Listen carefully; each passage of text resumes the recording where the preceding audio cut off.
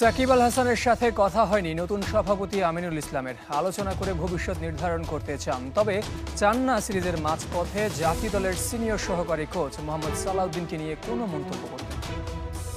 সাকিবের জন্য জাতীয় দলের দরজা খোলা কিংবা জাতীয় দলে খেলতে সাকিবের বাধা নেই। বিসিবির একাধিক পরিচালক সম্প্রতি ইঙ্গিত দিয়েছিলেন আবারও লাল সবুজ জার্সিতে ফিরছেন বাংলার নবাব।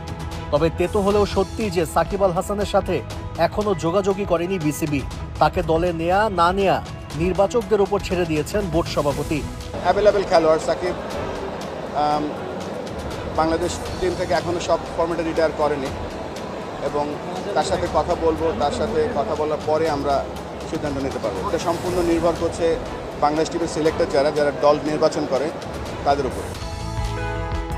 দ্বিতীয় টি-20তে জিতলেও টাইগারদের সামগ্রিক পারফরমেন্স বেশ নাজুক, বিশেষ করে ব্যাটারদের। দেশি কোচ হিসেবে সালাউদ্দিন অনেকটাই ব্যর্থ। তাকে নিয়ে অভিযোগও আছে। তার বিষয়ে সিদ্ধান্ত হবে লঙ্কা সিরিজের পর। যে ব্যাটিং কোচ যিনি আছেন এখন মোহাম্মদ সালাউদ্দিন, আমরা তো দেখছি ইজ ডুইং গুড সোফার।